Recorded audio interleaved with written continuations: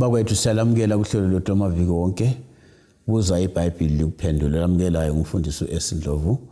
ngihamba lo mfundisi Ophi Mpofu lamhlanje sikhangela incwadi kaSambulo enzikini yayo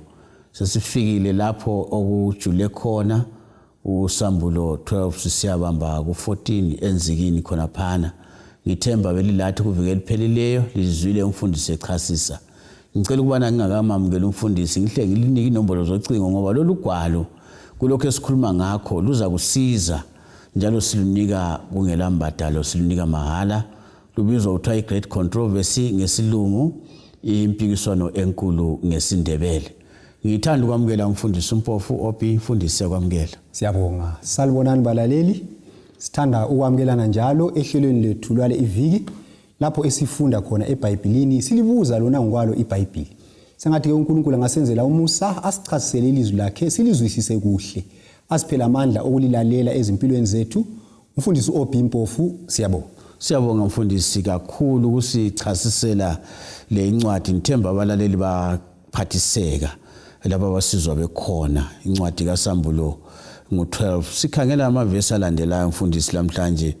sithatha kwelika 7 angithi kunjalo siye kuma kwelika 18 ekucine kwelika 18 ekucine asifunde baba siyabonga ithi yona lapha ngiqalisela kuSambulo ngo12 ivesi ngo7 kwase kuba khona ukulwa ezulwini uMikhayeli nezingilosi zakhe balwa noDrago noDrago walwa enezingilosi zakhe kepha kabaze banqoba nendawo yabo kayabe isafunyanwa ezulwini wayesephoswa phansi uDrago omkhulu inyoka endala ethiwa umhlebi loSathane odukisa izwe lonke waphoswa phansi emhlabeni nezingilosi zakhe zaphoswa kanye laye ngase ngisizwa izwi elikhulu ezulwini lisithi kalokhu insindiso namandla nobukhosi ngokukaNkulunkulu wethu yebo nombuso ngokaKristu wakhe ukuba uphoswe phansi umangaleli wabazalwane bethu obamangalelayo phambi kukaNkulunkulu wethu imini nobusuku nabo uqobo lwabo bamnqoba ngegazi leWundlu haleluya nangezwi lobufakazi babo futhi abakuthandanga ukuphila kwabo kwaze kwaba sekufeni ngalokho thokozani nina amazulu nabahlala kuwo maye kuwe emhlaba nakuwe lulwandle ngokuba uSathane wehlelekini enolaka olukhulu azi ukuthi unesikhathi esifishane kuthe uDrago esebona ukuthi usephoswe phansi emhlabeni wazingela owesifazana owayezele umntwana wesilisa owesifazana wayesenikwa amaphiko amabili okhozi olukhulu ukuba andizele enhlane endaweni yakhe lapho ondliwa khona isikhathi nezikhathi nengxenye yesikhathi engekho ebusweni benyoka nenyoka yakhwifa kwaphuma emlonyeni wayo emva kwesifazana amanzi kungathi umfula ukuba imukise lo mfula umhlaba wamsiza wesifazana umhlaba wakhamisa umlomo wawo wawuminza umfula owawukhwifwa nguDrago ngomlomo wakhe uDrago wamthuthela wesifazana wamuka wayokulwa nabaseleyo benzalo yakhe labo abagcina imilayo kaNkulunkulu nabanobufakazi bukaJesu siyabonga mfundisi kukhulunywa ulimi oluqatha la kunjalo akusihlubeli indlu ekhasini ikakhulu ngikhangela mfundisi ukuthi ibale lithi impi kunjalo thina sakhula ngesikhathi sempi siyesaba ngokukhuluma ngempi kunjalo manje nxa kuthiwa ezulwini akusichazele ukuthi kwenze kwenzakala lapha siyabonga lapha sesivezelwa ke ukuthi kanti indaba yesono yaqala njani njalo engingakuchasisa masinya kakhulu lapha ukuthi igama leli lithi impi nxa ngolimi lweBhayibheli kalivezi impi ama-AK lamabhazuka liveza impikiswano yokukhuluma esingathina esikhiwa kwaba yi-argument ngesikhiwa ibala lakhona elisetshenziswa eBhayibhelini litsho njalo so manje i-controversy ingxabano so ngezinye indlela kuthi ukuthi ezulwini ngale kwakuyingxabano kumbe ukuphikisana kwamazwi phakathi esingathina nguMikhayeli noDrago bekhuluma inkulumo ezazingasanjani zazingasavumelani mayelana lesimilo sikaNkulunkulu so impikiswano ekhona lapha phakathi kukaMikhayeli noDrago mayelana lesimilo sikaNkulunkulu uDrago uthi uNkulunkulu kalunganga uyancindezela uMikhayeli uthi uNkulunkulu ulungile kancindezeli ulothando yikho kuyenzakala lapha ngicabanga ukuthi ungabala uIsaiah nxa imfundisi kuzakhanyisela abanye uhluthi impikiswano lempilo esikhuluma ngayo yayinjani. Sibuyela kuIsaiah ngo14 ivesi ngelika 12 sisiya ku14 yiyo esifisa ukuthi siyifunde lapha izasincedisa ke ukuthi kathi kwakuvele kuhamba njani. Isaiah 14 ivesi ngo12 isiya ku14 ithi yona yeka ukuwa kwakho ezulwini khwezi elikhanyayo ndodana yokusa nokunqunyelwa kwakho phansi wena owawuthobisa izizwe wena wathi enhlizweni yakho ngiyakukhuphukela ezulwini ngiphakamise isihlalo sami sobukhosi phezu kwezinkanyezi zikaNkulunkulu ngihlale entabeni yomhlangano ngasekugcineni kwasenyakatho ngiyakukhuphuka phezu kwezindawo eziphakemeyo zamafu ngizenze ngibe ngangophezu konke. So lapha kuvezwa ke lokho kwakusengqondweni kaLucifer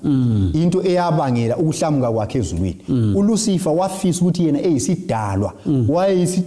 wayeyinduna yezingilosi ngithi kumbe mina ingilosi eyayingumthungameli wezingilosi wasesekela ukusuthiseka ngalokho ayikho khona wasesithi yena hathi mina sengifisa ukuthi ngibe njengophezu konke utsho njalo verse 14 ngifuna ukuba ngangophezu konke ngifuna ukufaka isihlalo sami sibe phezulu kwesikaNkulunkulu. So khona lokho ukuziphakamisa kwabangela ukuthi kungasafunyana ndawo yakhe ezulwini. uJesu ke wakhuluma laye emvezela embonisa kodwa kazange afune ukuthi anjani alalele yikho ke indawo yakhe ingasazange yanjani yafunyanwa ezulwini. Akusichazele imfundiso ukuthi kungani uMichael esiba nguye osenzikini yalindaba. Ngiyakwazi ukuthi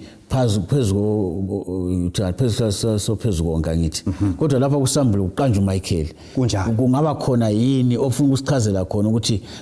kuyini uMichael loLucifer phakathi kunjalo. uLucifer wacabangela ukuthi mhlawumbe uMichael isidalwa njengaye. uMichael lombani abanye abakwazi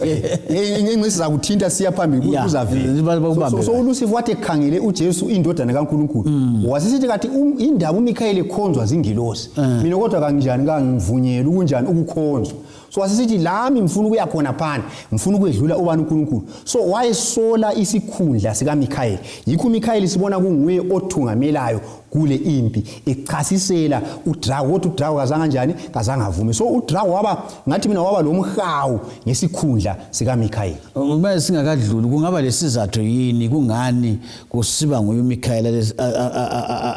amdelelayo ngoyela ngube ngaleyo ndlela kunjalo ukuthi kungani neDelia yena wacabangela ukuthi engcenye uMichael isidalwa njengaye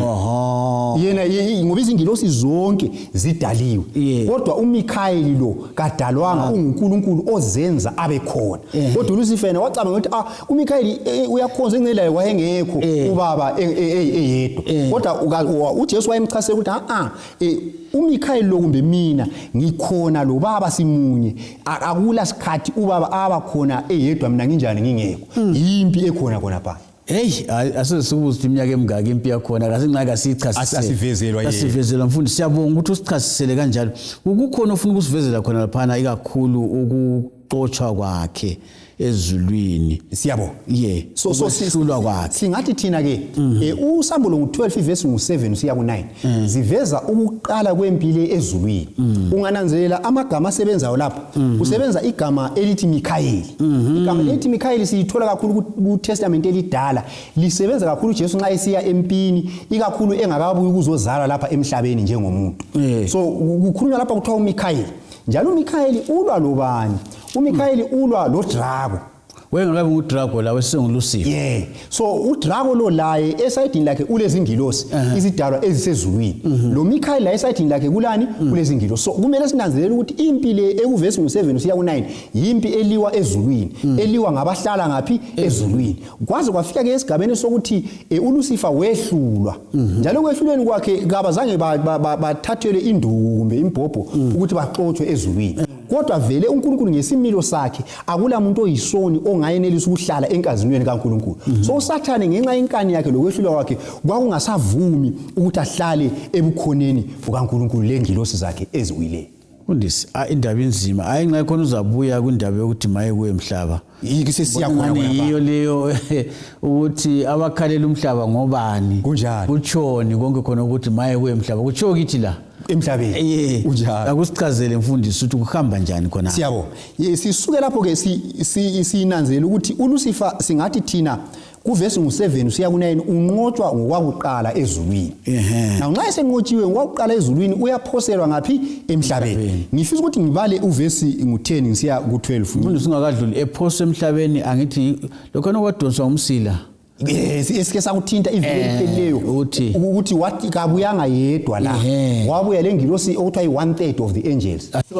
asikwazi zazingaki esikwazi ukuthi zinengi ziyenelisa ukugijigijima lapha emhlabeni zibhodabhoda la nxa kodwa yena waphuma le1/3 eso yikho ekade sensiya khona ukuthi ukusinika isibindi futhi ukuthi eziningi zasala ezulwini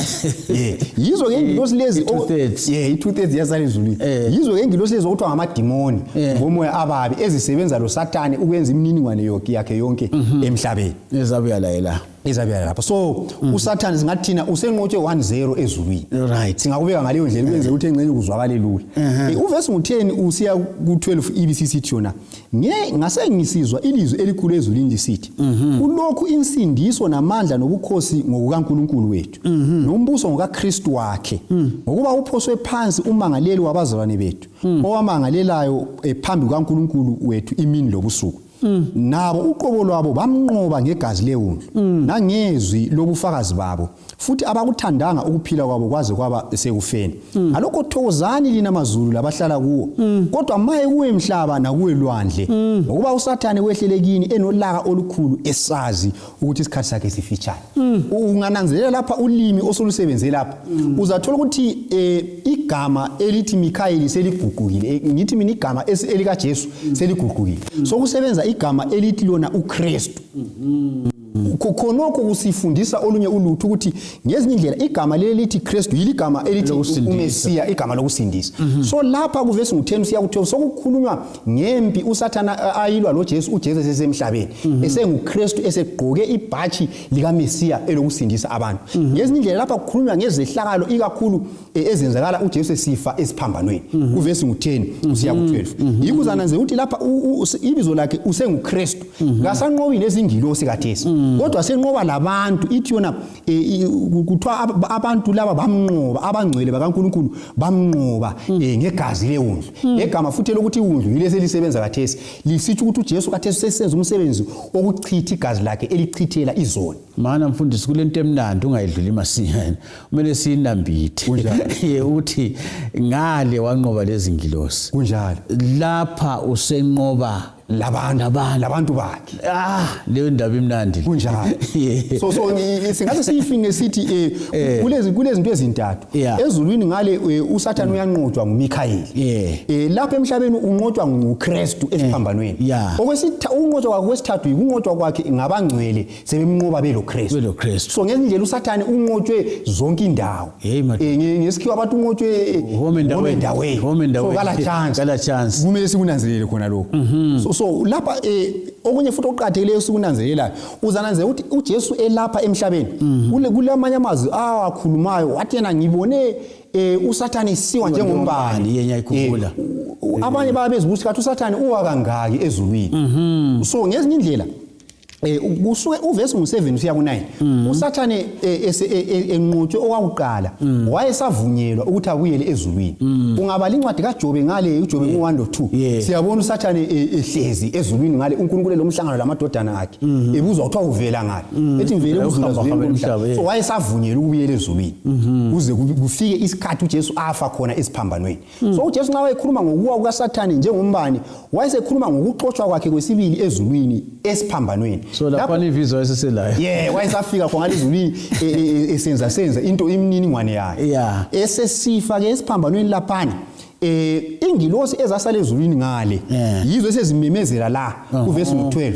ngoba uSathane ihlamuka lapha ingilosi ezasala zithembekile lazo zazingathi zilombuzo ukuthi akho ndoda lo asilashwe engcenye into yakhe leyasebenza kodwa ingilosi ezilungileyo sezibona uSathane ebulala uJesu esiphambanweni zibona izehlakalo zabona esingathina yibusathane bukaSathane zabona udlalo ngempela mubi nguSathane sivile zahle zathi hayi uNkulunkulu thina asisadinga umbona indoda lo lapha ezulwini kasela sizatho esokuthi abuye so uSathane wahle wabhanwa ezulwini kusukela ngo-AD 31 kasabuyeli ezulwini kathesi njengalokho anaye kuyenza uJesu angakafi esiphambanweni yahle expire visa yase expire visa yikho ke ingilosi sesithi thokozani lina mazulu labahlala kuwo ngoba undoda lo ohluphayo kasanjani kasaphenduki kodwa maye kuwe emhlaba ngoba usekuvinjelwe khona ngapho njalo ulolaka ngoba uyakwazi isikhathi sakhe sinjani sifitshane mfundisi sincede endabeni yokuthi ngiyakwazi ukuthi kunengi impikiswano le inkulu kunjani uthinte uqhakathekile kodwa ke nxa sikhangela indaba yomthetho ngoba khona abanye amaKristu athi wona umthetho elichumi ayisasebenzi kunjani uSathane walwa njani nomthetho kaNkuluNkulu lakathesi ngibona ngazathi yona leyo indaba iyahlupha siyabo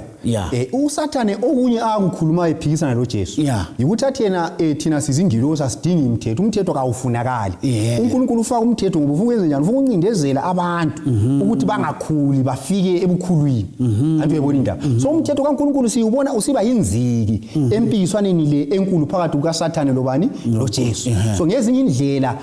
uSathane ufuna kukhanye sengathi umthetho kaNkulunkulu uyancindezela abantu umthetho kaNkulunkulu awugcineki umthetho kaNkulunkulu wenza ukuthi abantu bahlale bengakhuli bengafinyeleli kuloko abangaba yikho khona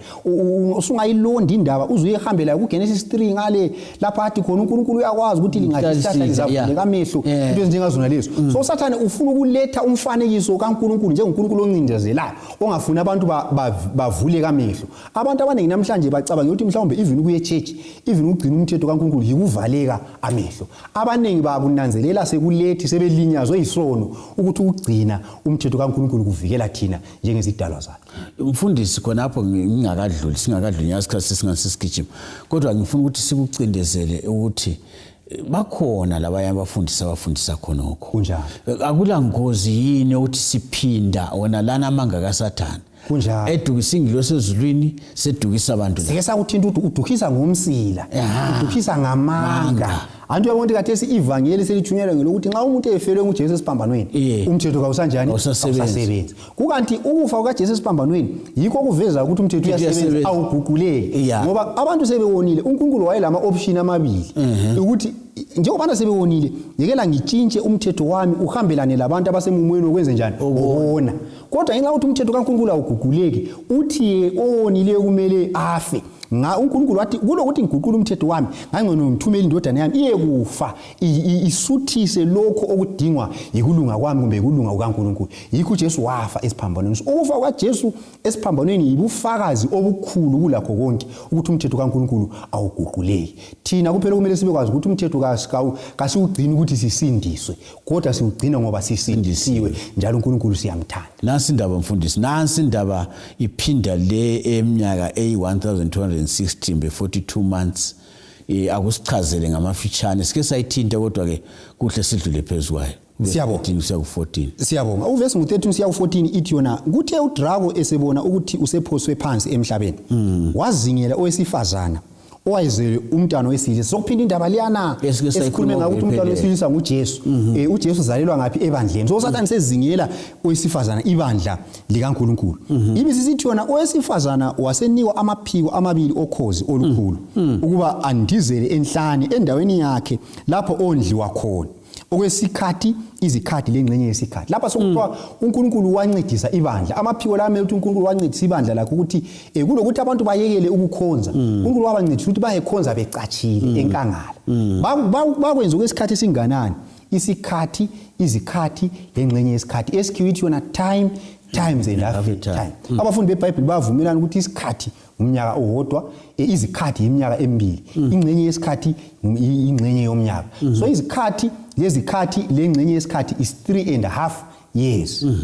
ungakuthatha ke khona ukuthi 3.5 years ungathi 3.5 ube sithi times 360 umnyaka weBhayibheli kulamalanga angu360 unika yona liyani iminyaka so ngathi 360 times 3.5 which is 3.5 uyakunika 1260 so uzananze ukuthi encwadini kaSambulo kuyakhulunywa ngowesifazana esafunda khona iviki eliphelileyo ku chapter 12 kuthiwa wacatsha enkangala okwe 1260 days lapha kuthiwa time times and half a time isikhathi lengxenye yesikhathi kulokho kukhulunywa into enjani efananayo kwenye indawo ngezwe zokuthiwa 42 months isikhathi futhi esinjani esifananayo esiveza embalini yebandla lapha ibandla elahamba khona enkangala abantu bakaNkulunkulu bakhonza becatshile ezintabeni ngoba kwakungavunywe ukuthi bakhonze egcekeni uSathane ebazingela yikho futhi ke okuchasiswa lapha kuvesi ngu15 lo16 ukuthi umhlaba wanceda owesifazane akuyichasise wanceda njani ngibongela mfundisi ukuthi nxa uqamba i3.5 3.5 times 360 ababalekele imaths eclassini sinanzi sesifikile lapha kunjalo so ziyasincedisa ukuzwisisa kakuhle so uthi lapha ngomhlaba owancedwa wesifazana siyabo umhlaba kathi wona uvele kuyini mhlawumbe singabuyela kuSambulo ngu17 ivesi ngu15 ithi yona yasisithi kimi amanzi owabonayo lapho sihlezi khona isifebe ngabantu neziquku nezizwe nezilimi so lapha sivezelwa liBhayibheli ukuthi indawo elamanzi amaningi kumbe ngithi mina ulwandle lumelele abantu abanjani abaningi amaxuku abantu so nxa ulwandle lumelele abantu abaningi kuthi ukuthi emhlabeni ongela manzi khona ngabantu abanjani abalutshwana so nxa iBhayibheli sithi yona lapha umhlaba waba lusizo kwesifazana kuthi ukuthi ibandla likaNkulunkulu lathola usizo endaweni engela abantu abanjani abaningi kumbe endaweni engela abantu so ibandla likaNkulunkulu selihlukuluzwa abantwana bakaNkulunkulu babaleka baya enkangala lapho kungela bantu khona yikho kuthiwa umhlaba wasiza owesifazana ngezindlela umhlaba yinkangala indawo enjani engela abantu kumbe indawo engaba labantu abalutshwana so ibandla likaNkulunkulu selihlukuluzwa selincindezelwa labaleka la enkangala ungafunda embalini ngabantu okuthiwa ngama-Waldenses abanye kuthiwa ngama-Albigenses ngabantu laba abazakalayo embalini ukuthi babe ngabantu abangamakholwa athembekile ababe bali iBhayibheli kodwa babe kwenza lokho benjani becatshile ngoba bebulawa khona uzabuya yini ukuchasisa leyo nkangala mfundisi kumbe siyayichasisa kathesi mhlawumbe inkangala singayichasisa ku chapter 13 siyayichasisa ku chapter 13 ayekela sibe kilitshe leyo ake sibe kilitshe siyabonga kulabantu abalutshwana khona kulapha ibandla laphephela khona engxenye sesingachasisa lapha ukuthi kuthiwa uDrago lapha wathi kwaphuma emlonyeni wayo emva kwesifazana amanzi amaningi ungathi imfula ekhukhulayo lapha amanzi amaningi sesikuchasile ngabantu abaningi so Sathane wasebenzisa imibuso yomhlaba ukuthi ihlukuluze ibandla indlela ababekwenza ngayo indlela ipersecution yayisenziwa ngayo ifaniswa lapha lamanzi akhukhulayo umfula ogcwele so ngezinye indlela uSathane wayefuna ukuthi abhubhise isiKristu singabi khona kungabi ngitsho lomthonzelanyana owodwa owesiKristu kodwa ibandla likaNkulunkulu abalutshwana basala lokho bebambelele kuNkulunkulu kodwa becatshile khonapho mfundisi nxa ukhulumiseze nje ngikhumbula lapho uJesu sithi lamasango eHades kunjalo angeke uMateyu 16 angeke siyabonga ake siye egcineni kwayo sigqibe kukhulunywa ngabaseleyo kunjalo abeseleyo benzalo yakhe uvesi ngu17 lapha uthi yena uDrago wamthuthela owesifazana wamuka wayokulwa labaseleyo benzalo yakhe labo abagcina imilayo kaNkulunkulu nabanobufakazi bukaJesu singakufanisa ngale indlela uNkulunkulu ulebandla elilodwa kusukela kuTestament elidala ibandla leli siyalibona liqalisela khona phana ensimini yaseEden libuya kubo Moses libuya kuba prophet libe seliyafika kuJesu labapostoli lisuka kuJesu labapostoli libuye lapha sesikhona lapha esithi thina kwaba lokuhlukuluzeka ngezikhathi lezi eze dark ages so kufana lesitimela nyambona isitimela nxa sihamba kule ndawo lapha isitimela esifika singena khona ebridge isitimela singangena ebridge ayisikutha sisekho kodwa sikhona njalo isitimela nxa isitimela lesi singene ngapha ebridge sesithutha futhi ngale so ibandla lapha kuthiwa yinsali ngenxa yani ngoba uSathane ibandla leli walinyathezela phansi ngesikhathi lesi esobumnyama esedark ages lafana lesitimela esingaphansi kwebridge ngemva ke kwesikhathi sedark ages ngemva kwa1798 ibandla seliphumela ngaphi egcekeni ibandla leli sokuthiwa insali indaba kuthiwa insali igama elithi insali licho ulutho olusaleleyo abafundi beBhayibheli abaningi bajayela ukufanisa ngomfanekiso welembu nxa abantu bethunga ukuthi nxa umuntu angathatha ilembu alisike athunga isigqoko leli lembu liyabe lisele leli lingasebenzanga ekuthungeni kuthiwa yini insali ilembu leli lifana xathu kanye laleliyana lisebenze ngaphi esigqokweni umbalo lohlonzi konke into so sibona ukuthi ibandla likaNkulunkulu lelo othiwa libandla lensali liyafana xathu lebandla leOld Testament ibandla laboAbrahama ibandla laboMoses ibandla likaJesu ibandla labapostoli yiko kuthiwa insali isitimela esike sangena ngaphansi kwebridge sasesithutsha kuyisitimela esinjani esifanayo asitshintshanga usuvule igabha lamawemusi kunjalo ngoba umunye olaleleyo sezibuza ukuthi khona ngiyakwazi ukuthi esilungeni kuthiwa kulama denominations kunjalo kulama churches kunjalo kulemfundiso ebuzayo esilungu ethi why so many churches kunjalo ungasincedisa kanjani umunye sezibuza ukuthi ama church emaningi kangaka kanzange ngikhangele list kodwa ngabona afika ama-thousands ayadlule izinkulungwane zamabandla okubizwa kuthiwa ngama-church wena kule bandla elilodwa kunjalo phakathi kwezinkulungwane zonke lezi okuthiwa libandla lensali elikaNkulunkulu lapha kuSambulo 12 verse 17 siphiwa impawu zalo ezimbili wakuqala uphawu olukhulu ngebandla likaNkulunkulu kuthiwa ligcina imilayo kaNkulunkulu njengawo okwakusenziwa libandla leTestament elidala njengoba kusenziwa libandla labaprofeti njengoba kusenziwa nguJesu njengoba kusenziwa ngabapostoli so ibandla leli imfundiso yalo iyafana naxathu le imfundiso yebandla likaNkulunkulu usukela kuTestament elidala liyagcina imilayo kabani kaNkulunkulu njalo lilobufakazi bukabani bukaJesu ufakazi bukaJesu sizabuthinta sesikuSambulo 19 ukuthi kutshoni kodwa libandla elilesipho sokufakazela uJesu njengalokho kubhalwe ngaphi eBhayibhelini so ibandla likaNkulunkulu libona ngani kumele ligcine imilayo kaNkulunkulu lifakazele uJesu likhole khona lokhuyana okuseBhayibhelini incwadi ezingu66 okwakukholwa ngabaprofeti okwakukholwa nguJesu okwakukholwa ngabapostoli mfundisi kumele kufane ngicabanga nxa ukhuluma ukuthi utsho ukuthi nxa uDaniel engavuka kunjalo angene kulelo bandla sozalahleka hayi uyathi ngisekhaya kodwa nxa engangena kwezinye indawo ngasikhathi lokho kuyini angazibuza angazi ukuthi kuyini okwenzakalayo ngamafitshane mfundisi ungasinika udaba luthini olusinika ithemba ngalindaba esikhuluma ngayo lapha siyabonga lapha singathi thina kuSambulo 12 uveza engakubiza ngithi ibhayisikopho yezulu amen sibona uSathane ehlasela kodwa lapho okuphetha khona izindaba uMikhayeli uyanqoba uKristu uyanqoba abangcwele bayanqoba so ngaze kube njani uMikhayeli wanqotshwa ezulwini 1-0 wanqotshwa nguJesu esiphambanweni 2-0 wanqotshwa ngabangcwele uDrago wanqotshwa 1-0 ezulwini wanqotshwa 2-0 esiphambanweni uyanqotshwa futhi ngabangcwele 3-0 so kala chance okukhulu yikweyama kuJesu uMikhayeli onguKristu ongumsindisi siyabonga mfundisi balaleli nasi indaba uJesu unqobile niyindaba ezinhle sizithwele namhlanje lo mfundisi uMpofu unqobile uJesu esiphambanweni akula sizathu sokuthi udangale ubamba isihlathi lanxa ufelwe lanxa ugula lanxa ugulelwa uJesu unqobile uJesu ngumnqobi hamba lo mnqobi asidibane njalo kuvikelizayo sikhuluma indaba ezimnandi encwadini kaSambulo inkosi belani siyabonga